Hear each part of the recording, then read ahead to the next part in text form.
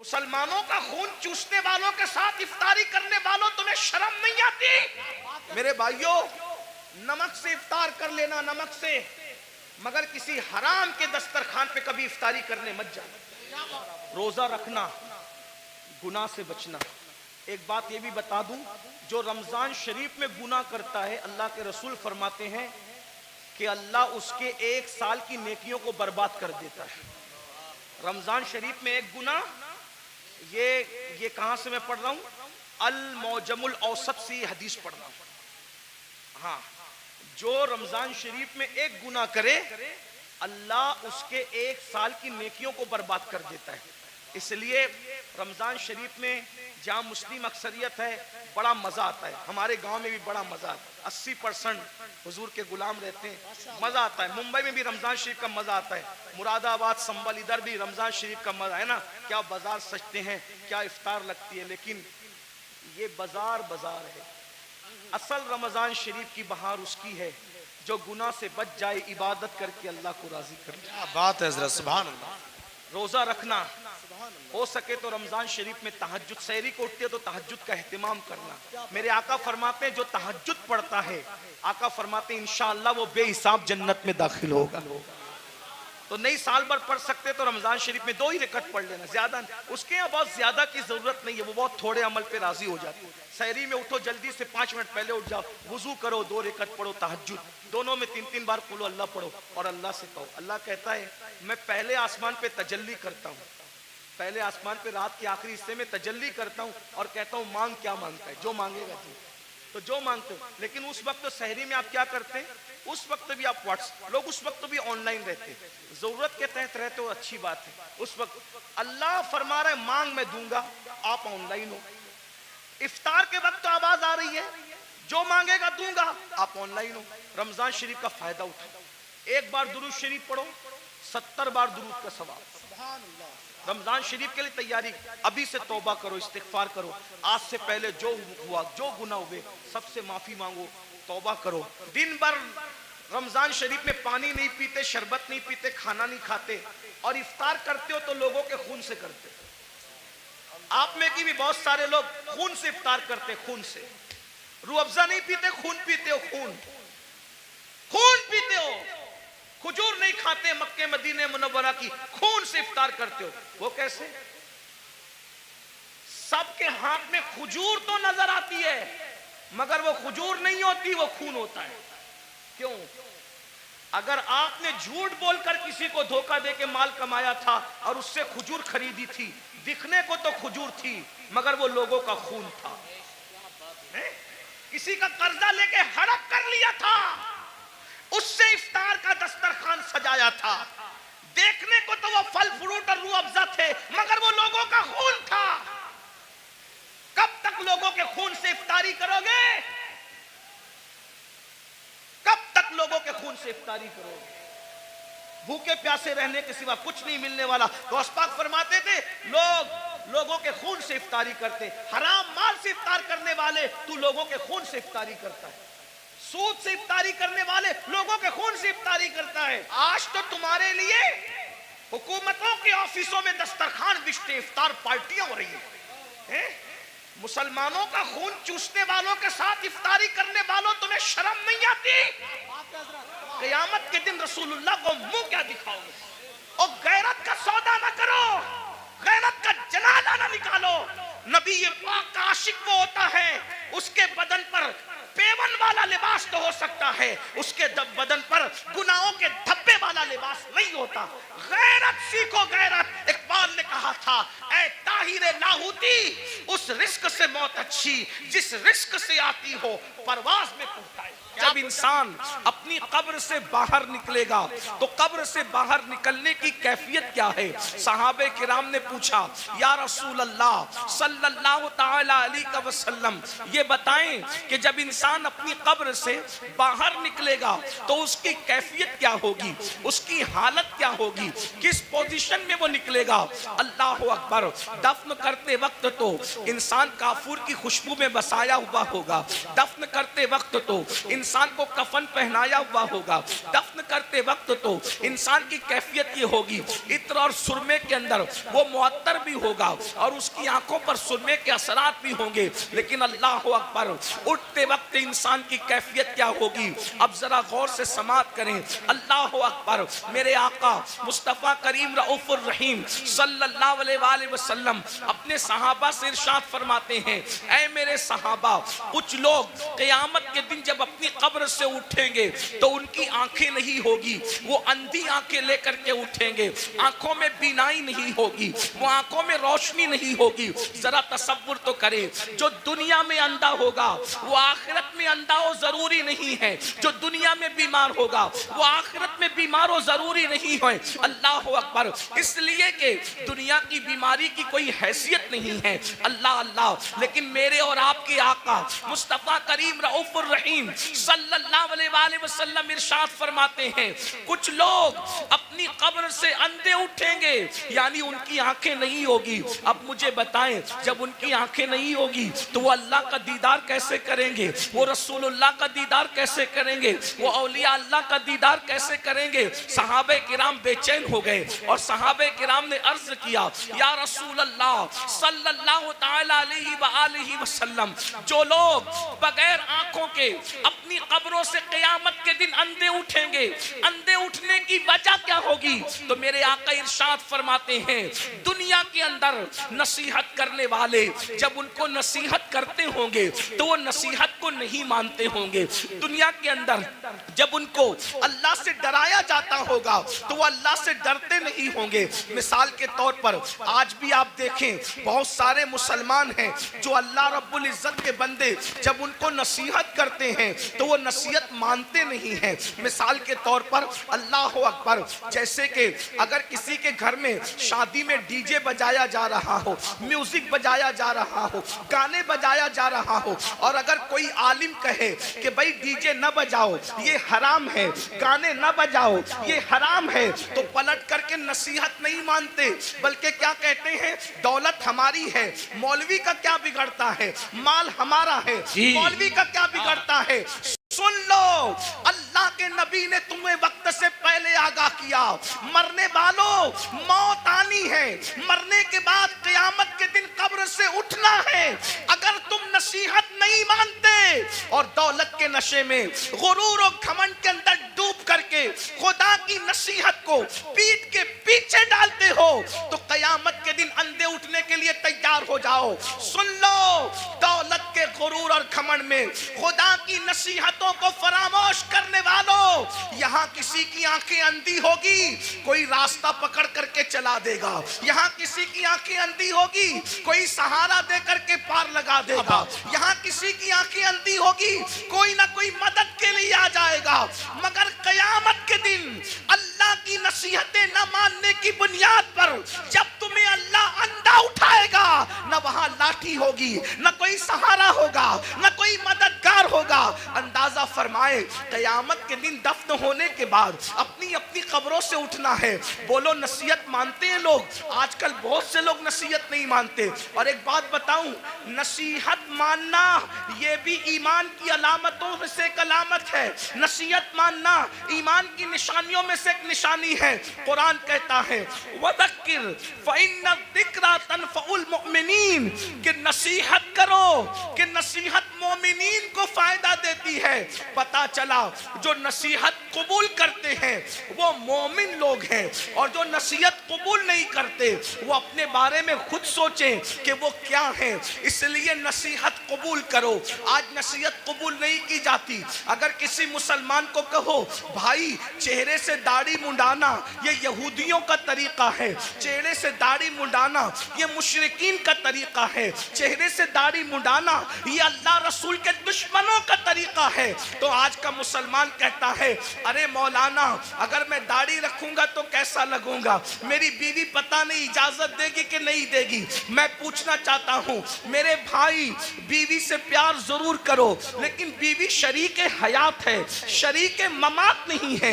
जैसे ही रूह का रिश्ता जिस्म से टूट जाएगा, ये बीवी कब्र में नहीं आएगी। अल्लाह अकबर। लेकिन खुदा के अजाब में गिरफ्तार कर दिए जाओगे तो पहली चीज, अल्लाह के सच्चे रसूल सादिक व मसदूक मुस्तफ़ा करीम रऊफुर रहीम सल्लल्लाहु अलैहि वसल्लम फरमाते हैं, जो नसीहत नहीं मानते, जो हक को कबूल नहीं करते, वो क़यामत के दिन अंधे उठाए जाएंगे।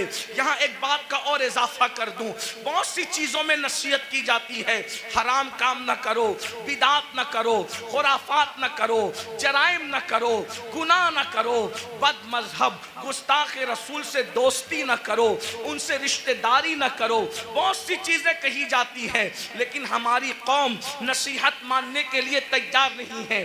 फिर मेरे आका मुस्तफ़ा जान रहमत सल्लल्लाहु अलैहि वसल्लम इरशाद फरमाते हैं, दूसरा गिरोह जब कब्र से निकलेगा तो उनकी कैफियत क्या होगी। आका इरशाद फरमाते हैं, जब दूसरा ग्रुप, चूंकि कुरान कहता है फततूना अफवाजा, फौज निकलेंगे लोग, यानी कब्रों से गिरोह दर गिरोह निकलेंगे। तो पहले ग्रुप का जिक्र आपने सुन लिया, अब दूसरे ग्रुप का जिक्र सुने। जो दूसरा ग्रुप कब्रों से निकलेगा उनकी कैफियत क्या होगी। दूसरे ग्रुप की कैफियत ये होगी, मेरे और तुम्हारे आका सच्चे रसूल सादिक व मसदूक मुस्तफ़ा जान रहमत सल्लल्लाहु अलैहि वसल्लम फरमाते हैं, लोग कब्रों से निकलेंगे तो ऐसे निकलेंगे जैसे उन पर किसी ने जादू कर दिया हो। हालांकि उस दिन कौन किस पे जादू करेगा। जैसे जादू जिस पे किया जाता है तो उसका चेहरा कैसे बेरौनक होता है, सूना सूना होता है, उसके चेहरे पर जो है हसासियत नहीं होती, उसका चेहरा जो है अल्लाह अकबर खूबसूरत नहीं लगता।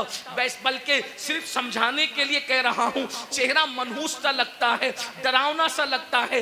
आका फरमाते हैं, कुछ लोग अपनी कब्रों से उठेंगे, मफहूम के तौर पे अर्ज कर रहा हूँ, तो ऐसा लगेगा कि जैसे उन पे किसी ने जादू किया, हालांकि किसी ने जादू नहीं किया होगा। ऐसा लगेगा जैसे इसको किसी आसेब ने छू लिया, लेकिन उसको आसेब ने नहीं छुआ होगा।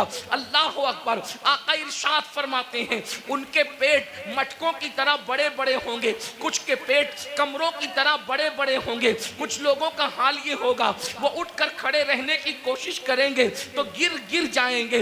अल्लाह अकबर। उनके पैर छोटे होंगे, उनके हाथ छोटे होंगे और उनके पेट मटकों की तरह और कमरों की तरह बड़े बड़े होंगे। वो चलना चाहेंगे तो गिर जाएंगे।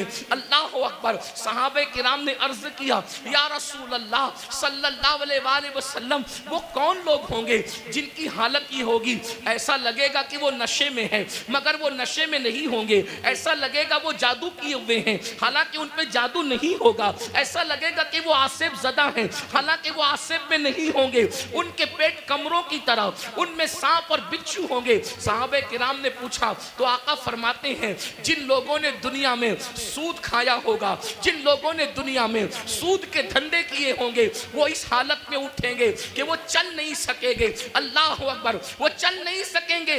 उनकी कैफियत ये होगी जैसे जानवरों को हाँक करके जंगल में चरवाहा लेकर के जाता है, वैसे जलील करके फरिश्ते उनको जानवरों की तरह हाँकते हुए मैदान महशर में लाएंगे। अल्लाह अकबर। जरा तसव्वुर तो करो, जरा गौर तो करो, उस दिन की जिल्लत क्या जिल्लत होगी, उस दिन की रुसवाई क्या रुसवाई होगी। आज इजी मनी के चक्कर में, शॉर्ट टाइम के अंदर तरक्की करने के चक्कर में इंसान ना हलाल देख रहा है ना हराम देख रहा है। मेरी कौम के जवानों, दौलत तो नचनियों को भी मिल जाती है, दौलत तो जिस्म बेचने वालों को भी मिल जाती है, दौलत तो चोरी करने वालों को भी मिल जाती है। अरे दौलत ही सब कुछ नहीं है, दौलत एक दिन खत्म होने वाली है, दुनिया एक दिन खत्म होने वाली है। यहां से लेकर क्या जाओगे? अरे हलाल कमाया हुआ जब साथ नहीं ले जाओगे तो हराम कमाया हुआ क्या साथ लेकर के जाओगे? जरा सोचो तो सही, जरा तसव्वुर तो करो। ये कोई मुकर्रिर नहीं कह रहा है, ये कोई जलसे का नाजिम नहीं कह रहा है, ये कोई मामूली इंसान नहीं कह रहा है, ये तुम्हारे और मेरे नबी फरमा रहे हैं। अल्लाह अल्लाह अकबर। लोग सूदखोर लोग अपनी कब्रों से ऐसे उठेंगे जैसे वो नशे में है, हालांकि वो नशे में नहीं होंगे। जैसे वो पागल है, हालांकि वो पागल नहीं होंगे। जैसे वो आसिफ ज़दा हैं, वो आसिफ ज़दा नहीं होंगे। जरा सोचिए आज किस तरीके से अल्लाह अकबर सूद को प्रमोट किया जा रहा है, ब्याज को प्रमोट किया जा रहा है। याद रखिए शायद इसी दौर के लिए कहा गया था, जो सूद से बचने की कोशिश करेंगे सूद का गर्दो गुबार उन तक पहुंच करके रहेगा। सूद का गर्दो गुबार उन तक पहुंच करके रहेगा। आज ऐसा तो नहीं कि हम उसी दौर में जिंदगी गुजार रहे हैं। अल्लाह अकबर। सूद लेन देन मुस्लिम आबादियों में इतना बढ़ चुका है कि लोगों को ख्याल ही नहीं रहता कि हम हराम कमा रहे हैं। एक बात मुझे याद आई, आगे बढ़ने से पहले इस हदीस को मैं आगे बढ़ाऊं उससे पहले बीच में एक रिवायत याद आई। मेरे भाइयों जरा सोचो, जरा गौर करो। आपने अब तक ये सुना होगा, आपने अब तक ये सुना होगा, जब कोई बंदा हज के लिए जाए और सफर हज में मर जाए, अल्लाह अकबर, सफर हज में मरने वाले की शान क्या है? सफर हज में मरने वाले की शान क्या है? नंबर एक, जो हज करता है वो गुनाहों से ऐसे पाक हो जाता है जैसे अभी माँ के पेट से पैदा हुआ। हज करने वाले के सारे गुनाह बख्श दिए जाते हैं। हत्ता के हाजी की शान ये है कि हाजी 700 ऐसे लोगों की बख्शिश करवाएगा जिन पर जहन्नम वाजिब हो चुका होगा। हाजी की शान ये है। अल्लाह अकबर। लेकिन कोई हाजी बने तो सही, हाजी सब कहलाते हैं। हाजी है कितने? जो वाकई हाजी होगा वो 700 लोगों की बख्शिश कराएगा। हाजी का टाइटल पाना आसान है, हाजी बन जाना आसान नहीं है। अल्लाह अकबर। सुनो सुनो, गौर से सुनो, अल्लाह के बंदो तवज्जो से सुनो। अल्लाह अकबर। हज करने वाले की मगफिरत हो जाती है, हज करने वाले की बख्शिश हो जाती है। हज करने वाला 700 लोगों की शफाअत करेगा, वो शफी बनेगा, उसकी शफाअत कबूल की जाएगी। अल्लाह अकबर। और अगर कोई खुशनसीब सफर हज में मर जाए, सफर हज में मर जाए, तो जब तक दुनिया कायम रहेगी, जब तक चांद सूरज निकलते रहेंगे, जब तक अरफात के मैदान में हज होता रहेगा, जो सफर हज में मर गया कयामत तक हर साल अल्लाह उसको हज करने का सवाब अता फरमाएगा। एक रिवायत में आया है उसका हम शक्ल एक फरिश्ता पैदा किया जाएगा जो कयामत तक उसके लिए हज करता रहेगा। बोलो सफर हज में मरने की फजीलत क्या है? मगर अब सुनिए, दिल के कानों से सुनिए, जरा गौर से सुनिए। अल्लाह अकबर। एक काफिला सफर कर रहा था। सफर करते करते जब वो आगे बढ़ा हज के सफर में, तो उन्होंने क्या देखा? एक बंदे का इंतकाल हो गया। और जब उसका इंतकाल हो गया, सोचा हाजी है, हाजी साहब का इंतकाल हो गया। अभी काबे तक पहुंचे भी नहीं थे कि हाजी साहब का इंतकाल हो गया। हाजी साहब का इंतकाल हुआ तो उनके चेहरे पे कपड़ा ढांक दिया गया। जब कपड़ा ढांक दिया गया, थोड़ी देर के बाद लोगों ने सोचा चलो गुस्ल दे दो, चलो कफन पहना दो ताकि हम इनको दफन कर सकें। जैसे ही गुस्ल देने के लिए चेहरे से कपड़ा हटाया तो क्या देखते हैं कि हाजी साहब का चेहरा गधे की तरह हो गया, गधे की शक्ल इख्तियार कर गया। अल्लाह अकबर। पूरे काफले में कोहराम मच गया, पूरा काफला बेचैन हो गया। अरे सफर हज में मरना तो बड़ी सआदत की बात है, लेकिन सब रोने लगे, सब बेचैन होने लगे, दुआ करने लगे और दुआ करते थे, या अल्लाह तू किसी पे जुल्म तो नहीं करता, सफर हज में मरने वाला इसका चेहरा गधे की तरह हो गया। अल्लाह अकबर। तो किसी की आंख लगी तो ख्वाब में इरशाद फरमाया गया, तुम इसके गधे की तरह चेहरा होने पर अफसोस और ताज्जुब करते हो, ये नहीं पूछते कि इसका चेहरा सफर हज में भी आखिर गधे की तरह क्यों हो गया। जब पूछा गया तो बताया गया ये सूद के पैसे से हज पे आया था और ये सूद का कारोबार करता था, इसलिए बतौर इबरत इसकी शक्ल को गधे की तरह कर दी गई। मेरे प्यारे आका अलैहिस्सलातु व तस्लीम के प्यारे दीवानों, दुनिया दुनिया दुनिया की मोहब्बत, दुनिया का माल, कुरान कहता है अल्हाकुमुत तकासुर हत्ता ज़ुरतुमुल मकाबिर, हलाक कर दिया तुमको माल माल की मोहब्बत ने यहां तक कि तुम कब्रों के गढ़ों तक पहुंच गए। माल की मोहब्बत से निकलो। माल कमाना बुरा नहीं है, लेकिन माल की मोहब्बत में मजहब व मसलक का सौदा करना बुरा है, आखिरत को फरोख्त करना बुरा है। याद रखिए, ये दुनिया है। एक बात मैं आपसे कहता हूं, आप बहुत अच्छे से सुन रहे हैं, 99% लोग अच्छे से सुन रहे हैं।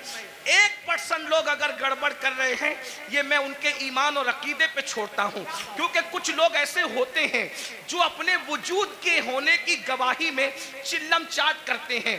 उन्हें करने दीजिए। मेरी तवज्जो 1% लोगों की तरफ नहीं, मेरी तवज्जो उन 99% खुशनसीबों की तरफ है जो अपनी आखिरत को बेहतर बनाने के लिए यहाँ बैठे हैं, जो अल्लाह की रजा के लिए यहाँ बैठे हैं। 1% लोगों में, चाहे जमीन पे बैठे लोग हों, चाहे मिंबर पे बैठे लोग हों, जो गड़बड़ करे उनको करने दीजिए। आप सुनिए, अब उस 1% में से भी 50% उसमें से भी इधर आ गए हैं और माशाल्लाह सब सुन रहे हैं। आधा % उसमें से अब लोग अगर कुछ हैं उनको करने दे वो जो कर रहे हैं, लेकिन गौर से सुनिए। एक बात आपसे कहता हूं, हम झूठ बोल के माल कमा लें, हम सूद के जरिए माल कमा लें, हम चोरी के जरिए माल कमा लें, किसी जरिए माल कमा लें, थोड़ा जरा गौर कीजिए। अगर हम पीवर हलाल के जरिए भी माल कमाएं तो मुझे बताइए माल किससे वफा करता है? जो हमसे वफा करेगा। एक बात याद रखना, माल जरूर कमाओ मगर माल के चक्कर में अल्लाह को मत भूलो। यही तो फिरौनियत है। देखो, मालदार फिरौन भी है, मालदार उस्मान गनी भी है, मालदार नमरूद भी है, मालदार सुलेमान अलैहिस्सलाम भी है, मालदार जो है वो कारून भी है और मालदार जुल्करनैन भी है। लेकिन फर्क क्या है? दोनों मालदारों की मुजम्मत नहीं है। सैयदना उस्मान गनी को माल के बदले में जन्नत बेची गई है। अगर माल बुरा होता तो उस्मान गनी की भी बुराई की जाती माज़अल्लाह माल की बुनियाद पर, लेकिन कोई उस्मान गनी की बुराई नहीं करता। अल्लाहु अकबर। कारून की बुराई होती है, उस्मान की बुराई नहीं होती। वजह, माल ने कारून को अल्लाह का बाकी बना दिया और माल ने उस्मान गनी को जन्नती बना दिया। माल बुरा नहीं है, माल का इस्तेमाल बुरा है। क्या हुकूमत मिली, नमरूद बिगड़ गया। हुकूमत मिली सुलेमान अलैहिस्सलाम को, हुकूमत ने नहीं बिगाड़ा, बल्कि जब भी नेमत मिलती है तो सुलेमान अलैहिस्सलाम कहते हैं कि सुबहान रब्बियल आला। नमरूद कहता है अना रब्बुकुमुल आला और सुलेमान कहते हैं सुबहान रब्बियल आला। माल बुरा नहीं है, माल के चक्कर में अल्लाह को भूल जाना बुरा है। अब आपसे पूछता हूं, कितने ही मालदार हैं हम? थोड़ा गौर, मिंबर वाले भी गौर। और भाई खामोशी इख्तियार करें, जरा खामोशी इख्तियार करें। माल सबको अल्लाह ने दिया, आपको भी दिया, और जिनको नहीं मिला मैं दुआ करता हूं अल्लाह उन सबको अता करे। आमीन आमीन। लेकिन सुनो, माल आपने कमा लिया, बहुत माल मिल गया। माल मिलने के बाद आपको अल्लाह ना करे, 1000 बार ना करे, डॉक्टर ने कह दिया कि ये सीरियस है। कितने भी बीमार हैं आप, अल्लाह ना करे, अल्लाह आपको कभी बीमार ना करे, सबको सेहत दे, लेकिन एक ग्राउंड रियलिटी होती है ना कि बीमार तो आदमी ने पड़ना ही है। बड़े से बड़ा आलिम हो, खतीब हो, सैयद साहब हो, पीर साहब हो, डॉक्टर साहब हो, इंजीनियर साहब हो, बीमार तो पड़ना ही है। डॉक्टर ने कहा ये सीरियस है, इनका मामला जो है थोड़ा सा नाजुक है। आप मुझे बताएं, आपने 5 करोड़, 10 करोड़, 20 करोड़ का बंगला बनाया, लेकिन जैसे ही डॉक्टर ने कहा सीरियस है, बोलो कि आप बंगले में रहेंगे? थोड़ा तसव्वुर कीजिए। देखिए, जलसे जो है दीनी जलसे, वो भीड़ इकट्ठा करने के लिए नहीं होती। भीड़ आती हम इसलिए खुश होते हैं कि जितने ज्यादा लोग तक पैगाम पहुंचेगा उतना ज्यादा फायदा है, लेकिन भीड़ इकट्ठा करने के लिए सियासी जलसे होते, मजहबी नहीं होते। इतना याद रखिए। हम 22,000 पर खुश होने वाले लोग नहीं हैं, हमें तो 72 वफादार चाहिए। सुभान अल्लाह, सुभान अल्लाह, वाह वाह वाह। करबला में एक तरफ 22,000 गुंडे थे और एक तरफ 72 वफादार। सुभान अल्लाह, सुभान। 22,000 का नाम नहीं मिलता, तवज्जो, 22,000 का नाम नहीं मिलता और 72 का नाम मिटता नहीं। उनका नाम मिलता नहीं, इनका नाम मिटता नहीं। वजह कि वो 22,000 होकर भी मुखलिस नहीं थे और ये 72 होकर भी अल्लाह के वफादार और मुखलिस बंदे। सुभान अल्लाह, सुभान अल्लाह। इसलिए ध्यान से सुनो, गौर से। 5 करोड़ का बंगला 10 करोड़ बनाओ, हम मना नहीं करते। हमारा तसव्वुफ तो कादरी तसव्वुफ है, अच्छा खाओ, अच्छा पहनो, अच्छे अमल करो, हम मना नहीं करते। हम दकियानुसी फिक्र के लोग नहीं हैं। हम लोग ऐसा नहीं कहते कि जो जितना धार्मिक होगा वो उतना शादियों से दूर होगा ना। मजहबी बनकर बल्कि मजहबी बनने का ढोंग रचाकर शादी ना करना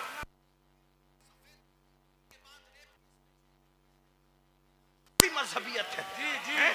ये कौन सी मजहबियत? हमारा मजहब तो ये, जब मजहब की जान मोहम्मद रसूलुल्लाह निकाह करते हैं तो निकाह करना ये मजहब के खिलाफ नहीं है, बल्कि निकाह करना ये तो मजहब का हिस्सा है। अल्लाह, सुभान अल्लाह, सुभान अल्लाह। अपना मजहब इतना अजीम मजहब है, इंजॉय के सारे रास्ते बताता है, बस ये कहता है हराम न करना। जैसे तवज्जो करें, दूसरे लोगों का हाल, दूसरों से मुराद कोई टारगेट पे नहीं है, लेकिन आप ढूंढे गूगल पे वो दूसरे कौन है, थोड़ा आप भी अपनी जिम्मेदारी निभाएं। ऐसा नहीं कि इंटरनेट पर सिर्फ फिल्में ही देखें, इंटरनेट पे जरा ऐसे लोगों को भी तो सर्च करो जिनको लोग ढूंढ रहे हैं। कुछ लोग कहते हैं मजहबी हैं इसलिए सैर नहीं कर सकते, घूम फिर नहीं सकते। मैंने वो कहा वो किसी का फरसूदा मजहब होगा जिसमें सैर नहीं कर सकते। मेरा मजहब कहता है सीरू फिल अर्द, जमीन की सैर करो, बल्कि सैर भी हमारे यहाँ सुन्नत है। क्यों? इसलिए कि जब हमारा नबी सैर करता है, तवज्जो, हमारा नबी सैर करता है, और कैसी सैर, जिसकी सैर को कुरान यूं बयान करता है, सुब्हानल्लज़ी अस्रा बिअब्दिही लैलन मिनल मस्जिदिल हराम इलल मस्जिदिल अक्सा अल्लज़ी बारकना हौलहु लिनुरियहु मिन आयातिना इन्नहु हुवस समीउल बसीर। अल्लाहु अकबर। जब नबी ने सैर की है तो उम्मती सैर क्यों ना करे?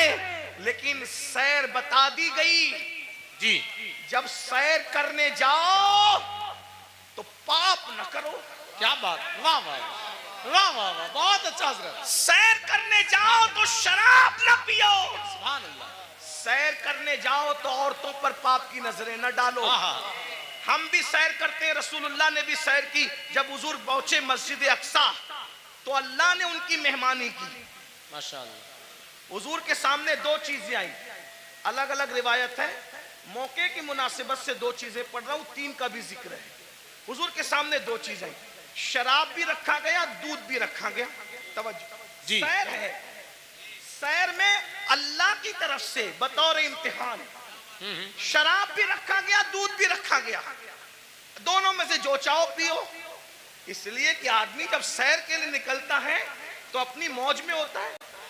आदमी जब हुजूर के लिए नहीं कह रहा हूं, मैं जनरल बात कर रहा हूं, सैर के लिए निकलता है अपनी कैफियत में होता है, सैर के लिए निकलता है अपने अंदाज में होता है। सैर में अच्छे अच्छों को पहचान सकते हो कि कौन कितना मुत्तकी है। आम सफर में पहचान में आ जाते हैं तो सैर में तो और पहचान में आते हैं। जब हुजूर के सामने रखा गया दूध और शराब, हुजूर ने शराब नहीं पिया, हुजूर ने दूध पिया। हुजूर ने दूध पिया। जिब्रील ने कहा हुजूर आपने अच्छा किया, शराब नहीं पिया। अगर शराब पी लेते तो आपकी पूरी उम्मत गुमराह हो जाती। उस सैर में नबी ने शराब नहीं पिया, दूध पिया। बता दिया मेरे उम्मतियों, हम सैर के लिए निकले, शराब छोड़कर दूध पिया। तुम भी निकलना, शराब को हाथ मत लगाना, दूध पियो तो जायज है, शराब पीने की इजाजत नहीं है।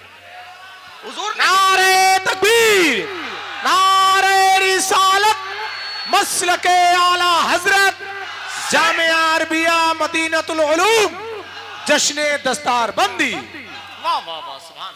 सैर करने के लिए गोवा जाओ, मना नहीं है। समुंदर देखना, दाएं बाएं नहीं देखना। ये भी हमारे नबी की सैर में। हुजूर जा रहे थे मस्जिद अक्सा, हुजूर जा रहे थे मस्जिद अक्सा, एक ने कहा मेरी तरफ देखें, मैं बतौर मफहूम पेश कर रहा हूं, उलमा जान रहे मैं कहां से पढ़ रहा हूं, मेरी तरफ देखें, हुजूर ने नहीं देखा। दूसरे ने कहा मेरी तरफ देखें, हुजूर ने नहीं देखा। तीसरे ने कहा मेरी तरफ देखें, नहीं देखा। हुजूर सैर तो कर रहे हैं, मगर साथ वो निगाह जिसके बारे में मेरे इमाम कहते हैं, नीची आंखों की शर्म व हया पे दुरूद, ऊंची बीनी की रिफत पे लाखों सलाम। अल्लाह अकबर। तालीम उम्मत के लिए सैर भी हो रही है, नजर नहीं भटक रही है, नजर अपने मकसद पे लगी हुई है। जब मस्जिद अक्सा पहुंचे तो जिब्रील ने कहा या रसूलल्लाह आपने अच्छा किया, आपने उस बुढ़ी को नहीं देखा है, उस बुढ़िया को नहीं देखा। वो बुढ़िया जानते हैं जो बन सवर का सच सवर के आई थी कौन थी? आपने नहीं देखा ना उस बुढ़ी को? हुजूर ने मैं नहीं देखा। अब वो कौन थी? कौन थी? वो दुनिया थी। दुनिया दुनिया बुढ़ी हो गई है, बन संवर कर आई है बुढ़ी, आपने नहीं देखा। अगर आप उसकी तरफ मुतवज्जे होते, अगर आप उसकी तरफ मुतवज्जे होते तो आपकी उम्मत दुनियादार हो जाती। फिर किसी ने कहा मेरी तरफ देखें, वो यहूदियों का दाई था, अगर आप उसकी तरफ देखते आपकी उम्मत यहूदी हो जाती। वो ईसाइयों का दाई था जिसने मुतवज्जे किया, आप उसकी तरफ मुतवज्जे होते आपकी उम्मत ईसाई हो जाती। वो मजूसियों का दाई था, आप उसकी तरफ मुतवज्जे होते आपकी उम्मत आतिश परस्त हो जाती, लेकिन आपने किसी की तरफ नहीं देखा। तो भाइयों, हमारे मजहब में सैर करना मना नहीं है, बल्कि सैर के दरमियान जो हराम काम करते हो वो मना है, गाने सुनते हो वो मना है, हराम काम करते हो वो मना है। इस्लाम कहता है एंजॉय करो, हराम काम मत करो। मैं बार बार इस पे कह चुका हूं। उस्मान गनी मालदार हैं, अपने माल की बुनियाद पे 2 बार जन्नत खरीदी, और हजरत उस्मान ने ऐसी जन्नत खरीदी कि अल्लाह के रसूल ने यहां तक कह दिया आज के बाद उस्मान कुछ भी कर ले वो जन्नत ही में दाखिल होगा। अल्लाह अल्लाह सुभान अल्लाह सुभान। ये माल की बरकत है। तो माल अगर मस्जिद में दो सुभान अल्लाह, मदरसे में दो सुभान अल्लाह, माँ बाप पे खर्च करो सुभान अल्लाह, भाई बहनों पे खर्च करो सुभान अल्लाह, गरीब यतीम मिस्किनों पे खर्च करो सुभान अल्लाह। लेकिन अगर माल की वजह से अल्लाह को भूल जाओ, फिरौनी सोच हो, नमरूदी सोच हो, कारूनी सोच हो। अब थोड़ा गौर करो, मैं जो कह रहा था, माहौल बन चुका, थोड़ा सुन, अच्छा माहौल बन गया, थोड़ा सुन ले, सुनने का माहौल बन गया। हाँ, एक तकरीर के बाद हमारे भाई हजरत अल्लामा जाहिद हुसैन साहब कह रहे थे कि तेरा ही हौसला है कि इतनी चीख चिल्लाट में तू बोलता है। तो मैंने कहा मैं क्या बोलूं, इसलिए कि मैं तो एक ही के लिए बोलता हूं, मजमा सैकड़ों का हो, हजारों का हो, और शुक्र के तौर पे लाखों के मजमे में भी मैंने बोला है, बोलता हूं, लेकिन बोलता हूं एक ही के लिए, बस एक ही के लिए।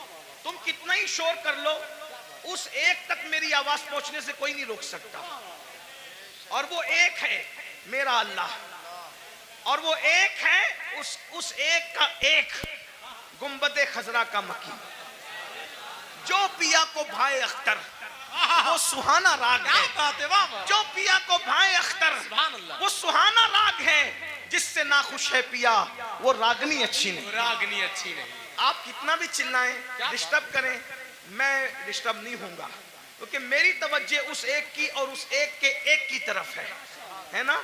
लेकिन अगर आपकी तवज्जो भी हो जाए तो आपके साथ मेरी भी बिगड़ी और मेरे साथ आपकी बिगड़ी बन जाएगी।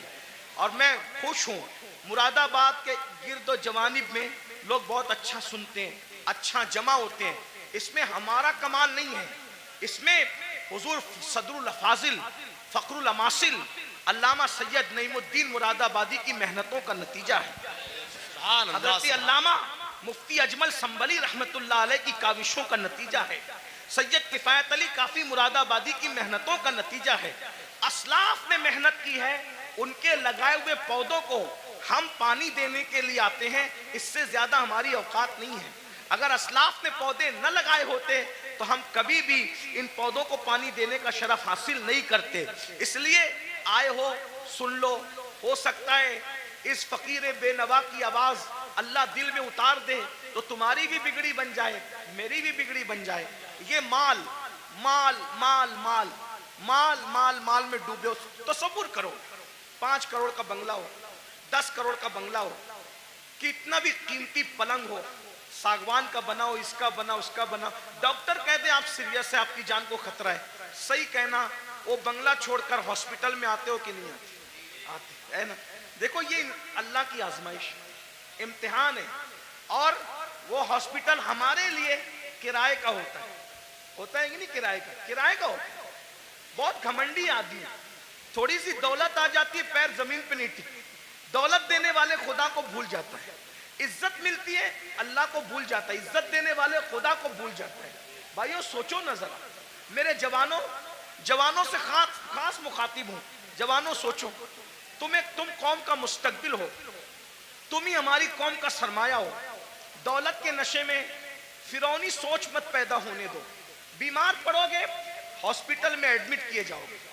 नंबर 1 अल्लाह का पहला इम्तिहान, किराए की बेड पर आके पड़ गए, जिसका किराया 5,000 है, 10,000 है, 25,000 है, 30, कितना भी महंगा किराया है, लेकिन है वो बेड किराए का।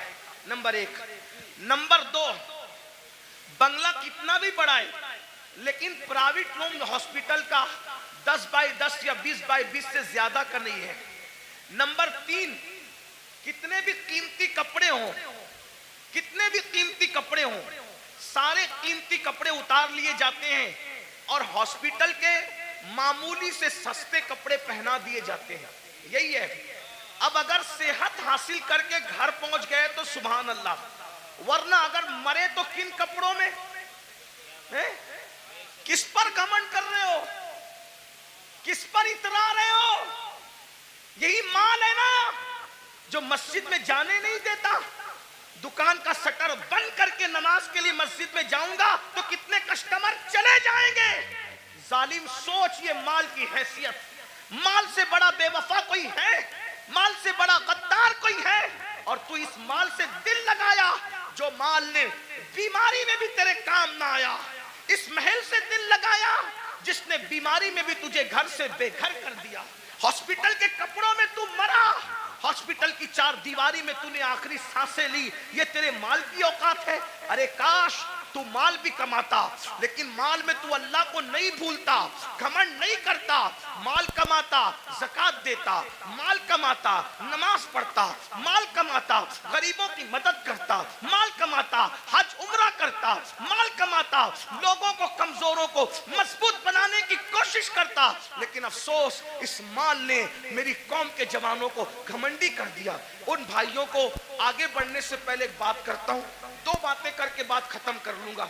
बस 2 बातें, आखिरी की 2 बातें, एक और एक सुने। एक बार बादशाह हारून रशीद हज के लिए निकला। हारून रशीद बादशाह हज के लिए निकला। न इधर उधर की तू बात कर, ये बता के काफिला क्यों लुटा। मुझे रहजनों से गरज नहीं तेरी रहबरी का सवाल। पहले मिंबर पे बैठना सीख ले। तो अपनी औकात से बढ़ के कुछ नहीं कहूंगा, लेकिन बहुत दुख की बात है, मिंबर वाले मिंबर पे बैठना सीख ले बस। मिंबर पे तो अब हर आदमी को आप घुसा कर लाते हैं, मियार भी मिंबर का खत्म। हमारे दादा मुर्शिद हुजूर मुफ्ती आजमीन के दौर में मजाल थी कोई अवाम में से पब्लिक पे चढ़ती, मिंबर पे चढ़ नहीं। हुजूर मुजाहिद मिल्लत के दौर में मजाल थी, कोई मिंबर पे नहीं। यहां तो हाल यह है कि बस कोई मियार ही नहीं है। इन्ना लिल्लाहि व इन्ना, अल्लाह रहम करे। एक 2 बात सुने, बात खत्म करता हूं। हारून रशीद जैसा बादशाह, वो सिर्फ करोड़पति, अरबपति, फैक्ट्री और जो है वो कारखानों का मालिक नहीं था। मुरादाबादी बर्तनों की फैक्ट्री उसकी नहीं थी, बल्कि वो इतना बड़ा बादशाह था कि वो बादलों को कहता था, बादलों को, ए बादलों जहां चाहो बरस जाओ, जहां चाहो बरस जाओ, तुम जहां बरसोगे मेरी ही हुकूमत होगी। इतना बड़ा हुकूमत का मालिक वो हारून रशीद। हज के लिए जब निकला ना वो, ये सब लोग जो डिंग डांग करते हैं ना, ये दुनिया के हुक्मरान, उसके सामने कुछ भी नहीं है। ये 25 लोग हैं, मैं किसी का नाम नहीं ले रहा हूं, बच्चे हैं। उसको देखो, ये ग्रीन कालीन, ये रेड कालीन कितना इतराते हैं। फ्लाइट से लेकर के अगर एयरपोर्ट के दरवाजे तक हुक्मरानों को मिल जाए तो। हारून रशीद, गौर कीजिए, तारीख है, तारीख। कितना मालदार होगा वो बादशाह कि बगदाद से जब हज को चला है तो बगदाद शरीफ से लेके मक्का शरीफ तक उसके लिए कालीन बिछाया गया। गौर करें, इतना मालदार आपके मुरादाबाद में, अपने इंडिया में कोई नहीं होगा। इंडिया में क्या, सऊदी में भी कोई नहीं होगा, बर्तानिया और अमेरिका में भी कोई नहीं होगा। आप घमंड मत कीजिए, हमसे मालदार लोग गुजर चुके हैं। उसका हज कितना कर्रो फर वाला था, कितना कर्रो फर वाला था। मैं अभी आपको बहुत करंट लगने वाली गुफ्तगू करूंगा। हारून रशीद की बेअदबी नहीं कर रहा हूं, लेकिन इबरत के लिए बता रहा हूं, तवज्जो करना। इतना बड़ा कर्रो फर वाला आदमी मक्के शरीफ तक कालीन बिछा उसके लिए कि कहीं बादशाह का पैर जमीन पे न पड़े। रास्ते में उसको मिल गया अहलुल बैत का दीवाना, जिसे दुनिया कहती है बहलूल दाना। वो दीवाना मिला बहलूल। ओ बहलूल ने कहा, ओ हारून किधर जा रहा है? तो दीवाना ही था। सब लोग उसको खलीफा, बादशाह, अड़गम जड़गम कहते थे, लेकिन दीवाना। दीवाने लोग किसी को खातिर में नहीं लाते, और जो खातिर में लाते वो दीवाने नहीं होते हैं। याद रखना, जो खातिर में लाते वो दीवाने नहीं होते, जो दीवाने होते किसी को खातिर। भाई तू वजीर होगा अपने घर का, मैं तो दीवाना हूं। तू बादशाह होगा अपने घर का, मैं तो दीवाना हूं। मेरे भाई, दुनिया का दीवाना किसी को खातिर में नहीं लाता। तुम कैसे आशिके रसूल हो कि तुम लोगों को खातिर में लाने लगे हो? इश्क की एक्टिंग तो नहीं कर रहे हो? जो आशिक होगा दौलत को भी खातिर में नहीं लाता, दौलतमंदों को भी नहीं लाता, बादशाही को भी नहीं लाता, बादशाहों को भी नहीं लाता। उसके नजदीक कोई कुछ नहीं है, उसके नजदीक सिर्फ महबूब महबूब है, बस महबूब महबूब है। हमें महबूब से प्यार ही कितना है भाइयों। बहरहाल दूर ना निकले बात। ओ हारून किधर जा रहा है? बादशाह को छेड़ा उसने, बहलूल ने। हारून ने कहा, हज को जा रहा हूं। अच्छा, लोगों का खून पी के हज को जा रहा है? बहुत खून पिए हो है ना, आप भी बहुत खून पियो। बहन का खून पिया, हिस्सा दबाया, हज को जा रहे हो हैं? हाजी साहब हज को जा रहे हैं, कहां? बहन का हिस्सा मार के। वाह भाई वाह, क्या हाजा है। भाई का हिस्सा दबा के हाजी साहब हज को जा रहे हैं, मस्जिद बना रहे, पूरी मस्जिद बनाई। स्टेज से ऐलान हुआ, मुखय्यरे कौम व मिल्लत, इन्होंने मस्जिद बनाई, इनके लिए अल्लाह ने महल बनाया। पता चला कि भाई का हक अभी तक नहीं दिया। मस्जिद बनाना फर्ज न था, भाई का हिस्सा देना फर्ज था, है ना? हर साल हज करना फर्ज न था, बहन का हिस्सा देना फर्ज था। दबा रहे हो, खूब दबा रहे हो, दबा लो, खून चूस रहे हो। अब बात जिंदाबाद जिंदाबाद, वाह वाह वाह। बहरहाल हारून से बहलूल ने कहा, मैं बहलूल की बात नकल कर रहा हूं, हारून की कोई तौहीन नहीं करो। अगर कोई हारून का चाहने वाला हो तो प्लीज वो मेरे ऊपर कोई इल्जाम नहीं। मैं सिर्फ हारून की बात इबरत के, और जो बात इबरत के तौर पे कही जाती है कोई बेहतरी नहीं। तो क्या लोगों का खून चूस के, बादशाह था ना भाई, खून चूस के जा रहा है आज को। हारून ने कुछ नहीं कहा। बहलूल ने कहा, बड़ा घमंड है ना तेरी हुकूमत पर। अब भी सुनो आप, बहुत घमंड है तुझे अपनी हुकूमत पे, और तो होना भी चाहिए। बादशाह ने कहा होना भी चाहिए। ओ बहलूल पागल, तुझे क्या पता हुकूमत की लज्जत क्या होती है? पर मैं तेरी हुकूमत की हैसियत मेरे नजदीक एक गिलास पानी से ज्यादा भी नहीं है, गिलास भर पानी से ज्यादा नहीं है तेरी हुकूमत की कीमत। बहुत घमंड न कर, बहुत घमंड न कर। बहलूल की बात पर हारून ने हंसना था, हंसा जैसे हम लोग की बात पे भी लोग हंसते हैं। हम लोग जब इस तरह की बातें करते हैं लोग हंसते हैं, मौलवी लोग को देखो पागल हुए हैं, दौर इतना तरक्की कर गया, ये अभी तक यही करते हैं। कब्र में क्या होगा, हश्र में क्या होगा, और ये क्या होगा, वो क्या होगा। देखो दुनिया तरक्की कर रही है, दुनिया पिज्जे खा रही है, अभी ये कब्र के बिच्छुओं को लेके बैठे। ठीक है, जो कहना है कह लो, लेकिन नबी ने जो कह दिया वही होगा। पिज्जा खाने वाले हो, बर्गर खाने वाले हो, बिरयानी खाने वाले हो, या फाका करने वाले हो, या रोजा रखने वाले हो, कब्र में जाओगे। जिसके लिए नबी ने जो कह दिया सो वही हो करके रहेगा। मौजिज़ा मेरे नबी का कह दिया तो हो गया।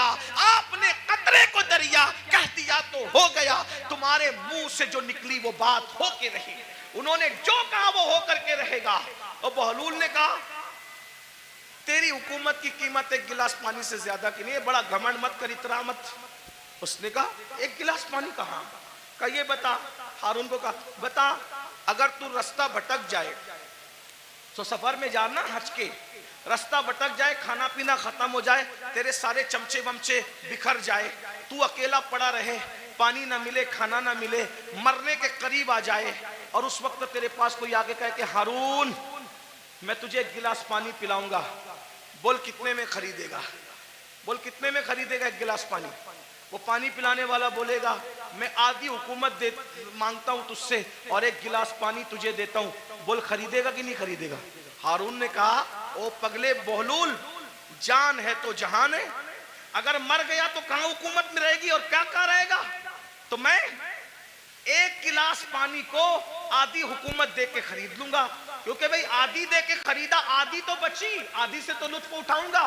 का वो गिलास भर पानी पिया ही था कि पेशाब लगी आधे घंटे, 2 घंटे के बाद, और पेशाब लगी, अब पेशाब निकल नहीं है बाहर, लगी तो है, प्रेशर तो आ रहा है, बाहर निकलती नहीं पेशाब।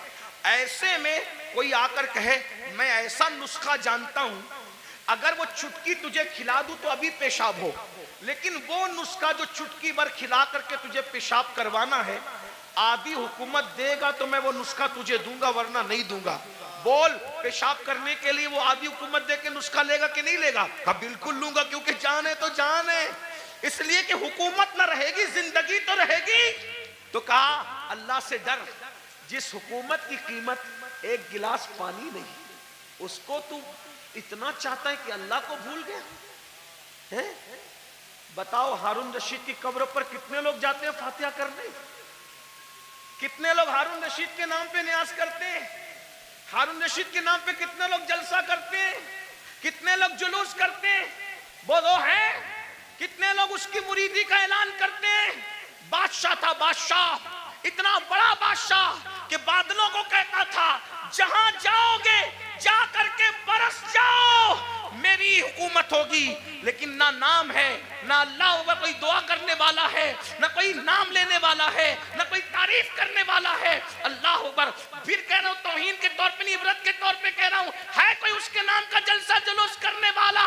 नहीं नहीं नहीं। बताओ, जब इतने बड़े बादशाह का कोई नाम लेवा नहीं है, जबकि उसकी जिंदगी में कुछ तकवा भी नजर आता है, लेकिन अल्लाह अकबर, उस मर्द कलंदर को देखो जो मदीने मुनव्वरा से एक लिबास पहन कर आया था और पूरी जिंदगी उस पे गुजार दिया और 90 लाख को ईमान की दौलत अता कर दी। 800 साल से ज्यादा का अरसा गुजर रहा है, हिंदुस्तान में कोई कोना ऐसा नहीं है कि रोजाना गरीब नवाज को खिराज अकीदत न पेश किया जाता। नारे तकबीर, नारे रिसालत, फैज़ाने ख्वाजा गरीब नवाज मसलके आला हजरत, उनके नाम के डंके ना बजाए, ये हमारे लिए इबरत है। इसलिए दौलत के नशे में अल्लाह को मत भूलो। तो आका अलैहिस्सलाम फरमाते हैं दूसरा गुरोह जो अपनी कब्र से निकलेगा तो उनका हाल क्या होगा?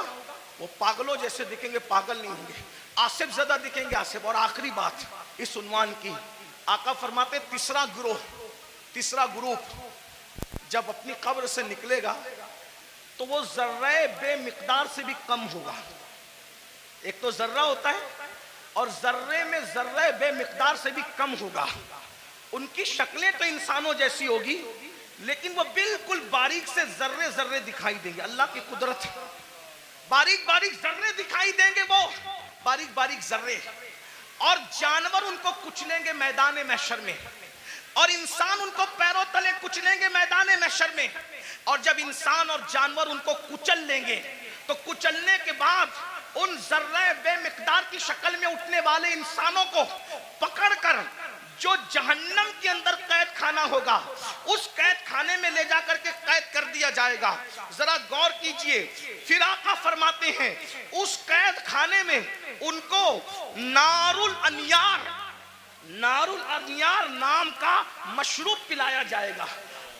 एक तो जर्रे बेमिकदार में उनको उठाया जाएगा, इंसान और फरिश्ते उनको पैरों तले कुचलेंगे, फिर उनको पकड़कर जहन्नम के कैद खाने में ले जाया जाएगा, उसमें उनको नारुल अनियार पिलाया जाएगा।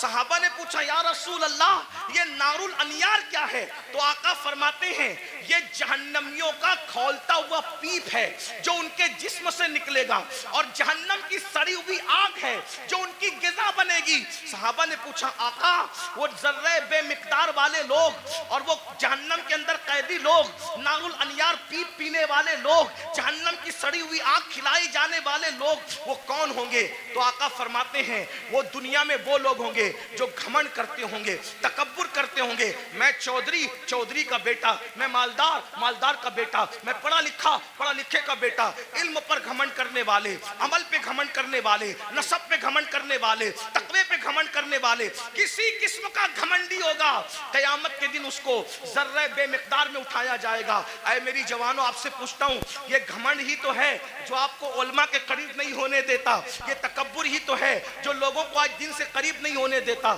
थोड़ी सी दौलत आ गई, गरीब रिश्तेदारों को भूल गए, घमंड कर रहे हैं। थोड़ी सी डिग्री आ गई, दीनदारों को हकीर समझ रहे हैं। अभी देखो ये बच्चे जो हाफिज कुरान हुए, कोई इज्जत नहीं हमारे समाज में, आलिमों की और हुफ्फाज की कोई इज्जत नहीं, जबकि हम इनको क्या कहते हैं? नायबे रसूल। कागज पे कुरान लिख दिया जाए तो उसको सर पे रखा जाता है, और सीनों पे कुरान लिख दिया जाए है? तो उनको मस्जिद में वो लोग आके बात सुनाते हैं, घर में जिसकी बीवी उसकी बात नहीं सुनती। कागज का लिखा हुआ कुरान सर पे है, सीनों पे लिखे हुए कुरान की क्या कद्र करते? भाइयों कद्र करना चाहिए। ये जो बेकदरी उलमा की करते हो, बेकदरी हुफ्फाज की करते हो, दीनदार तबके आप लोग नहीं करते, आप लोग तो बहुत मोहब्बत करते हैं, लेकिन इंटरनेट के जरिए से आवाज वहां तक पहुंचती है जो घरों में बैठे हैं, जो हमें सुनना नहीं चाहते। इंटरनेट के बहुत से नुकसानात है, लेकिन कुछ फायदे ये भी हुए कि जो तबका हम लोगों की आवाज से नफरत करता था वो भी कहीं ना कहीं चुपके सुनने लगा, और कहीं ना कहीं बर्फ पिघलने लगी। हाँ ये हो रहा है फायदा, कुछ नुकसान भी हुआ। हाँ इसीलिए आपसे कहता हूं इंटरनेट के सामने बैठते हो तो बड़े वकार से बैठा कर। आपके बैठने से किसी को हिदायत भी मिल सकती है, और मिंबर पे लड़ने से किसी का ईमान भी जा सकता है, इसका ख्याल रखना। इसलिए कि आपको अपने बेगाने सब देख, आपकी छोटी सी मिंबर पर की हुई झड़प किसी ईमानदार को कुफ्र तक ले जा सकती है, इतना याद रखना।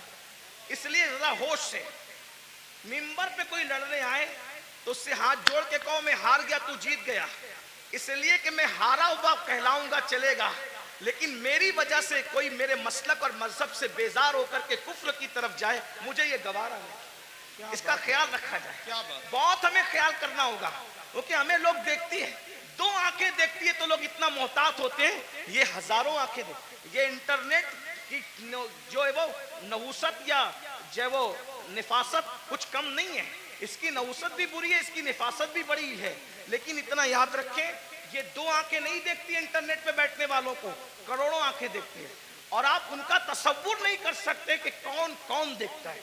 इसलिए मिंबर पर हम खुदा के लिए 2 घंटे ही सही इस तरह बैठें कि हमारे बैठने को देखकर लोग मजबूर होके कहे जब ये इस तरह बैठता है तो गरीब नवाज कैसे बैठते हैं, ये इस तरह बैठता है तो गौसे आजम कैसे बैठते हैं, ये इस तरह बैठता है तो इमाम अहले सुन्नत कैसे बैठते हैं। ये हमारा अंदाज होना चाहिए, अल्लाह करे हमें तौफीक मिले। लेकिन गुरूर और घमंड का क्या किया जाए? आज हमारा जवान तबका, नई नस्ल उलमा का मजाक उड़ा रही है, हुफ्फाज की इज्जत नहीं कर रही है। मेरे जवानों, अगर दौलत के नशे में घमंड किया, हुस्न के नशे में घमंड किया, किसी भी किस्म का तकब्बुर किया, तो अल्लाह के रसूल फरमा रहे कब्र से जर्रे बेमिकदार की शक्ल में उठोगे, बेमिकदार, और पूरा मैदान महशर तुम्हें पैरों तले कुचलेगा, जहन्नम की कैद में डाले जाओगे, नारुल अनियार जहन्नम का पीप खोलता हुआ पिलाया जाएगा, जहन्नम की सड़ी हुई आग खिलाई जाएगी। इसलिए खुदा के लिए घमंड छोड़ दो, तकब्बुर छोड़ दो और सोचो मैं इंसान हूं और सिर्फ इंसान, मैं इंसान हूं और सिर्फ इंसान हूं। और इंसान क्या है? मिन नुत्फा, इंसान को अल्लाह ने नापाक कतरे से पैदा किया, इंसान को अल्लाह ने सड़ी हुई मिट्टी से पैदा किया। मेरे भाई, सड़ी हुई मिट्टी और नापाक कतरे से तू पैदा हुआ है। अगर इबादत करके तू अल्लाह को मना ले तो तू फरिश्तों से बेहतर है, और अगर तू अल्लाह को राजी न कर सका तो फिर माज़अल्लाह तू जानवरों से भी बदतर है। जो आखिरी बात कहने के लिए कहा था वो आखिरी बात ये है, इमाम गजाली के उस्ताद थे, इमाम गजाली के उस्ताद, गजाली जैसी हस्ती जिसने 500 से ज्यादा उस दौर में किताब लिखी, आज से 900 साल पहले, और उनकी किताबें आज भी दुनिया में मौजूद है। तो इमाम गजाली के उस्ताद थे, उनके सामने एक नौजवान छोकरा लड़का अकड़ के चल रहा था।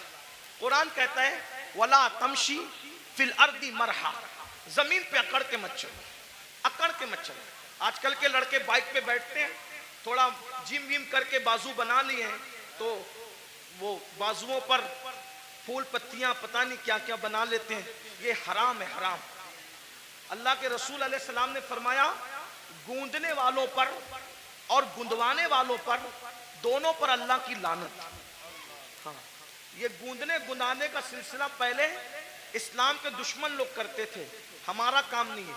गूंदना गुंदवाना हमारा काम नहीं।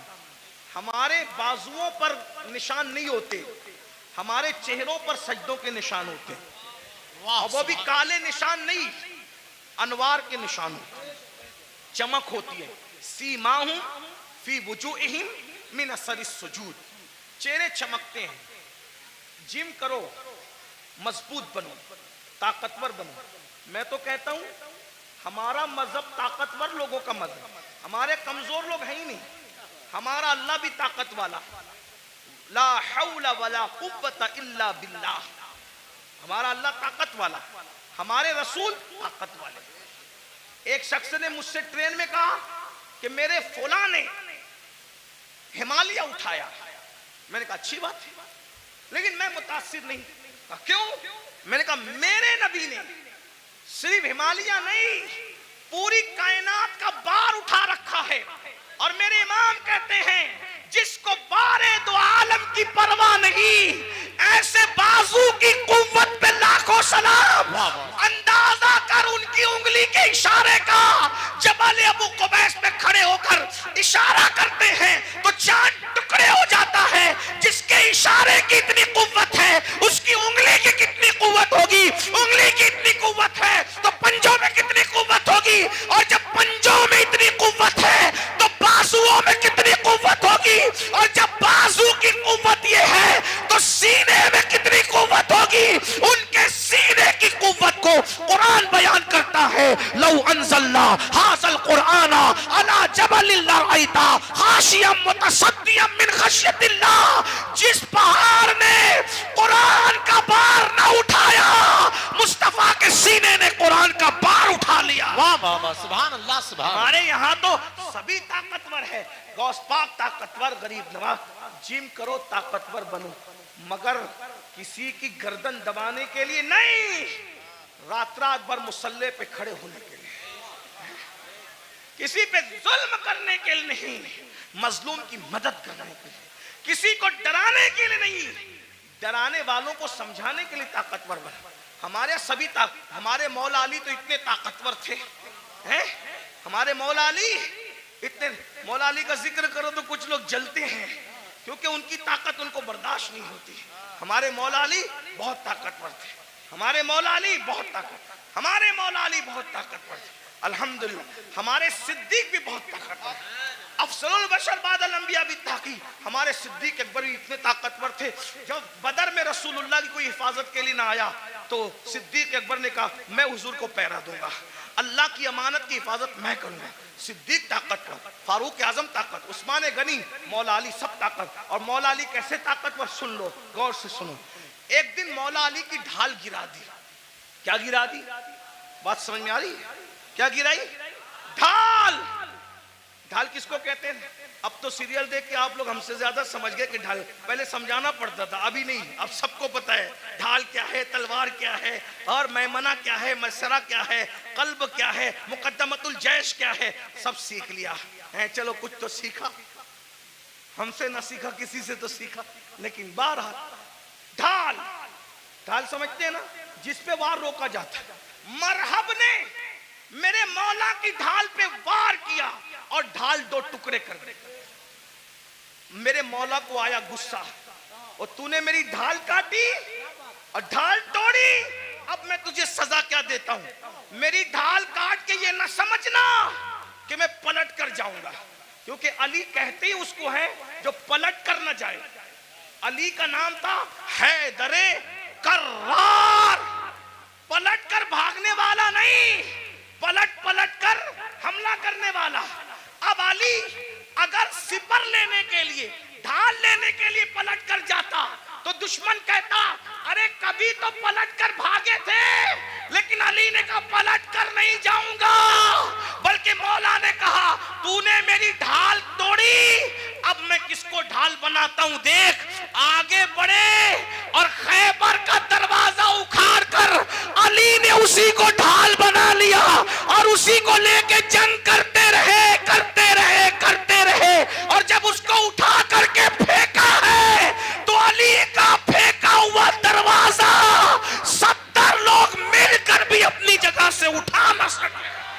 नारे तकबीर, नारे रिसालत, नारे हैदरी। कभी दीवार हिलती है, कभी दर कांप जाता है, अली का नाम सुनकर अब भी खैबर। हम अली वाले हैं, लेकिन वो अली वाले हैं जो सिद्दीक को अफजलुल बशर मानते हैं। हम वो अली वाले हैं जो फारूक आजम को आदिलों का सरदार मानते हैं। हम वो अली वाले हैं जो उस्मान को एक नूर वाला नहीं बल्कि 2 नूर वाला ज़ुन्नूरैन मानते हैं। हम वो अली वाले, बहुत अच्छा, अल्हम्दुलिल्लाह। और वही सच्चे अली वाले हैं जो अली को भी मानते हैं और मौला अली की भी मानते हैं। तो आखिरी बात जो कहने चला था, क्या वो नौजवान पहलवान था, बाजू मोटे मोटे थे, घमंड में इतरा के चल रहा था। अल्लाह को इतरा के चलना पसंद नहीं, इतरा के चल रहा था। इमाम गजाली के उस्ताद ने कहा ए लड़के, इतरा कर घमंड से मत चल। उसने पलट कर नसीहत नहीं मानी और हजरत को कहा आप मुझे जानते हैं मैं कौन हूं, आप मुझे जानते हैं मैं कौन हूं। इमाम गजाली के उस्ताद ने कहा बेटा अच्छी तरह जानता हूं कौन है। कहा कौन हूं मैं? फरमाया तेरी इब्तिदा पानी का नापाक कतरा है और तेरी इंतहा कब्र की सड़ी हुई मिट्टी है, इससे ज्यादा तेरी कोई औकात नहीं है। बस मेरी भी गुजारिश यही है, हम पानी के नापाक कतरे से पैदा हुए, इतना नापाक, इतना नापाक, इतना नापाक, ज़बाने हया इजाजत नहीं देती कितना नापाक, लेकिन एक जुमला हया के पर्दे में सुन ले, इतना नापाक है कि बाहर निकल आए तो गुस्ल फर्ज कर दे, इतना नापाक। और कब्र की वो सड़ी हुई मिट्टी जिसमें कीड़े मकोड़े हैं, ये हमारा हाल है। अगर अल्लाह नाराज है तो ये हाल है, और अगर अल्लाह को मना लिया तो फिर कोई सड़ी हुई मिट्टी नहीं है, कोई सड़ी हुई। अगर अल्लाह को मना लिया तो मिट्टी नहीं, सड़ी हुई नहीं, बल्कि इंशाअल्लाह कफन को भी मिट्टी का धब्बा ना लग सकेगा। अगर खुदा को मना लिया, आओ आज अहद करो, शाबान का महीना चल रहा है, अल्लाह के रसूल रजब से ही तैयारी करते थे रमजान शरीफ की, नेक और नमाज के पाबंद बनो। सोच ये तय कर लो, आज कौन सी तारीख है शाबान की? 4 तारीख है ना, 4 गुजरी। ये 4 क्या है पता है तुम्हें? ये 4 शाबान तुम्हारे और मेरे इमाम हैं, इमाम हुसैन की विलादत की तारीख है। सुभान अल्लाह, सुभान। मौलूद हुसैन पाक का दिन गुजरा आज, मिलाद हुसैन, सैयदा के आंगन में जो दूसरा फूल खिला था, हैं? गौर कीजिए। तो आज से ये अहद कर लो कि मैं नमाज की पाबंदी करूं, लेकिन नमाज पढ़ूंगा तो किसके पीछे? जिसका अकीदा मेरे अकीदे की तरह होगा उसके पीछे नमाज। यानी मैं नबी को जिंदा मानता हूं तो मुझे इमाम भी वही चाहिए जो नबी को जिंदा मानता है। मैं नबी को आलिम माकाना व मा यकून मानता हूं तो मुझे इमाम भी वही चाहिए जो नबी को माज अल्लाह पीठ के पीछे इल्म का दाना ना दे, बल्कि नबी को वो ये माने कि ये सब चीजें तो बहुत छोटी मोटी है, जिसकी निगाह से खुदा की जात ना छुपी उसकी निगाह से कौन सा इल्म छुप सकता है। और अगर बरेली के ताजदार के लहजे में कहे तो यूं कह ले कि और कोई गैब क्या तुमसे नेहा हो भला, जब ना खुदा ही छुपा तुम पे करोड़ों दुरूद। तो इमाम कौन सा चाहिए, बस ये जो आपका अकीदा वो आपके इमाम का अकीदा। बस आखिरी बात कह दूं, लोग क्या करते हैं, मैं तो नबी को जिंदा मानता हूं, मैं तो नबी को हाजिर और नाजिर मानता हूं, मैं तो नबी को अफजलुल रुसुल मानता हूं, मैं तो नबी को खैरुल बशर मानता हूं, लेकिन मैंने हर किसी के पीछे नमाज पढ़ लेना। मैंने कहा भाई जिस मुवक्किल का वकील उसके खिलाफ हो उसका मुकदमा वो कैसे जीत सकता है। मिसाल के तौर पे बात इतनी है कि मुवक्किल किसको कहते हैं, जिसके आगे वकील खड़ा हो। मुवक्किल कहे मैंने कत्ल नहीं किया और वकील कहे कि मेरे मुवक्किल ने कत्ल किया, तो बोलो बचाएगा कि फंसाएगा? मुवक्किल अलग बोल रहा है, वकील अलग बोल रहा है, बचाएगा कि फंसाएगा? अरे जब दुनिया की कोर्ट में मुवक्किल और वकील की अलग अलग बात फंसा देती है, तो कुदरत की अदालत में इमाम का अकीदा अलग है, मुक्तदी का अकीदा अलग है। बोलो तुम्हारी नमाज को बचाएगा कि फंसाएगा? अब तुम्हारे ऊपर है। नमाजें बचाना चाहते हो तो सदरुल फाजिल जैसे वाले अकीदे के पीछे नमाज पढ़ना, और अगर नमाज को फंसाना चाहते हो तुम जानो, तुम्हारा काम जानो। हम अपनी जिम्मेदारी पूरी कर चुके। अल्लाह दौरान गुफ्तगू अगर कोई गलती हो तो हमें माफ करे। अस्तगफिरुल्लाह व मा अलैना।